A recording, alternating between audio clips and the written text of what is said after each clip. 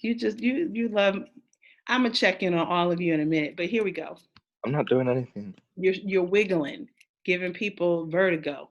All right, look, book creator. Everybody check it out. So Miss Syed and I, we decided to sort of create a model for you. So everyone listen to this. This is only 3 pages. If you're doing a children's book, yours should probably be about 5 pages. But look, watch this right quick. Atoms are everywhere. One of the most important chemists to study atoms was actually a physicist. Can you guess who? You've reached the end of the book, Read Again, made with Book Creator. You've reached the end. All right. Well, the point is this. That's a little goofy. I get it. But creating a book creator account is super simple. So you would go to Book Creator and use this code to join the class. So I'm going to do that to show you how that would work in a different browser. So bookcreator.com is the website. So everybody watch. So if you want to, instead of doing a research paper, you want to put together a children's book, that's absolutely acceptable. And this is how that would work. You'll come here to bookcreator.com. And then it's going to ask you to sign in. And it's going to say, wait a minute, who are you? You're going to sign in with Google, but you sign in with Google.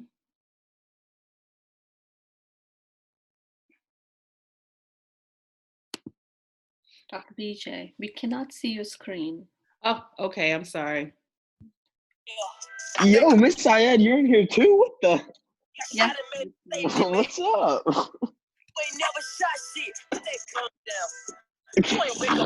GC. No, that's not my music. I don't listen to that garbage. That's Josh. Okay. Joshua, please. I'm on mute. What is he talking about? Oh gosh. All right, here we go. Can you see my screen now? It's frozen. It's frozen. All right. Hold on. I'm gonna stop sharing. I'll share it again. Can you see it now? Yes. Okay. So what happens? Let me go back out. Okay. 1 second. I'm gonna come back in with a different browser. So everybody watch. 2 seconds. Does anyone, can you, yeah, Jaylon, no, we can't see you.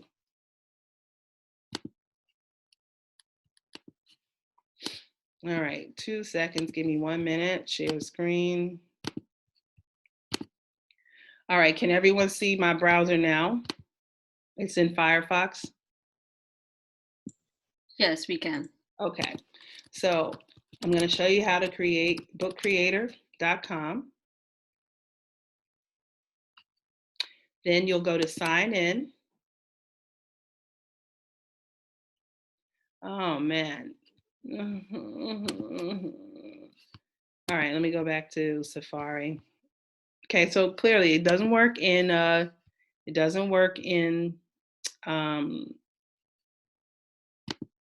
Firefox. So, all right. Hold on. Okay, can you see my screen? Thumbs Yes. up. Okay, Book Creator. Now you can see Book Creator, yes? Yes. All right. So because I already logged in, so what would happen, it would say sign in, then you would use that code that I described before and create a new book. So everyone please watch. When you create a new book, it allows you to choose the format of your book. That could look a bunch of different ways. You could create a comic strip if you would prefer that, a landscape book or whatever. So I'm just gonna choose a landscape book. And then you can sort of insert by just using the plus sign, pictures, and so on. So if you can record your own voice, you can add shapes, you can write. So if you choose the pen, for example, You can write, you know, or do whatever. So, all right, whatever the case may be. You can add to additional details. Let me show you how to import a picture. Import. Now here, this is going to take you to a Google image search. And so let's say I'm talking about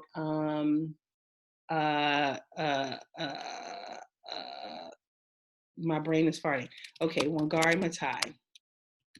I like your Well, plans. excuse your brain then, doctor. I know it just, yeah. Okay, so let's say I'm choosing Wangari Maathai. She was a Nobel Prize winner. That's doctor. Is that your person? Somebody has. Josh. Oh, okay, cool. So that's what I'm going to have on the cover. And then I can add additional pages. So that you see here, you can add pages. I can add additional text by typing it in here, like Wangari Maathai won a Nobel Prize in whatever year, blah, blah, blah, blah, blah. Okay, so I type it and I put it there. I can add additional pictures. I can add additional pages. Right now, it allows me to see the page setup and. At the end of the day, you can add additional pages and keep going and going and going. And I think it's a really powerful tool to actually get this project done.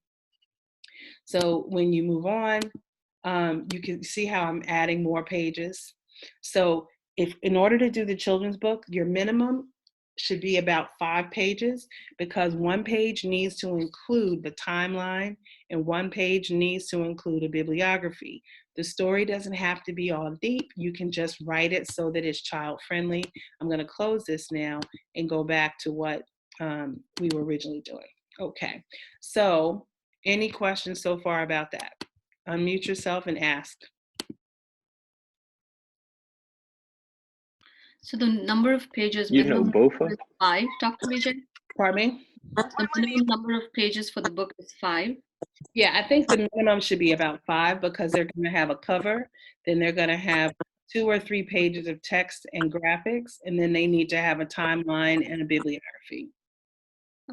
If you And- do a children's book, do you still do sources as like a page on the back? Yes. So if you remember in that Grace Hopper Murray book, the Grace Hopper, at the end, or the Xing Wu, you need to have still a bibliography because you created it based on other information. And I would also. It doesn't have to be annotated though. So the annotations was just so that we could see how you're doing, but the actual bibliography in the book, you may have more than 5, but it doesn't have to have annotations.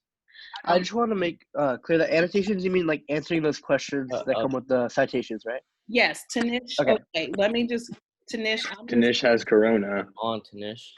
Okay, Josh, not appropriate. I mean, he's not lying though. Not appropriate. Not me. All right. one thing I would like to mention is that if you are doing a book and if you're kind of inserting pictures in there, make sure you cite the images also, because it is a book and even that will also count where you're taking the pictures from. Okay, so make sure you cite those images. Yeah, That was not me. it's you now, so stop talking. All right, so here we go. Hi, Nicole. All right, so here's the thing I need to, I want to point out. Maybe lose my thought. All right, well, it's okay.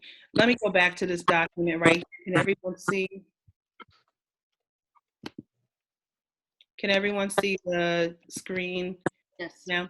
All right, so you got who is the person, the basic biographic information, like, you know, they did a specific thing. Then the timeline of historical events, in the same way that we used the timeline before. In the same way that we used the timeline before, you were doing the same thing here. Josh, stop unmuting your phone. You're just being ridiculous right now. Not Josh, Dr. BJ. So Then the major contribution of the scientists is sort of like what they did. And then making meaning is more or less a description of how or why their work is so important. Okay, so that's it. That's going to be due for this class on Friday. Again, flexibly, but next week, let me go ahead and jump ahead to next week.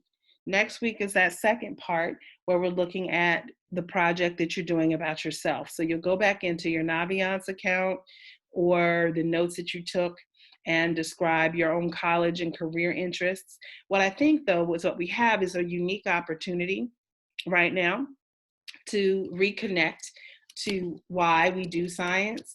If you go back to the very beginning of the year, when I asked you all to start and think about the Sustainable Development Goals and the World Economic Forum, if you remember the World Economic Forum Global Report, in those first 4 pages, for example, they have all of these details about the risks that we have as a society.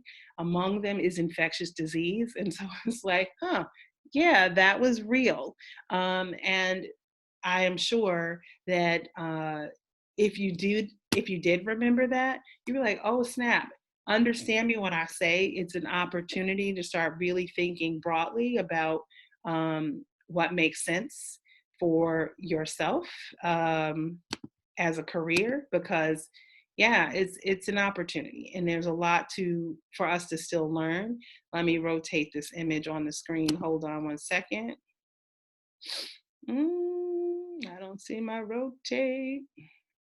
I have way too many things open, so I don't want to have it crash. So let me just close that. Not that important. But I'll post it. I will post the SDGs again and the World Economic Forum report on next week. So, yeah, this is where we are in 2020. It's a very interesting time, very interesting place. But I want to open it up for everyone to start talking to me. Is the cover a page? Yes, James or John. The cover is actually a page. So on the cover, it should have like an image of the person or an image of the patent, if it's an invention, or some relevant image. Then it should have a title that you create. So if you saw the children's books that we did in class, come up with a certain title. Is this conversation recorded for us to be able to watch it later? Yes, it is being recorded. That's one of the reasons why I did not automatically enable your video, so that no one has to be seen unless you want to be seen. Rem, in the chat box, answer the question. Were you able to see us? Were you able to see the video later? Oh, okay. Should the text be in bullets or shots or short paragraphs? Either way, keep in mind, it's a children's book. So if you have any old children's books in your house, look at them and say, okay, yeah, you could do it. Maybe 5 or 6 sentences or words on a page would equal a page. So only use the most important ideas, and that's it. So what is the due date for your class? The due date is Friday.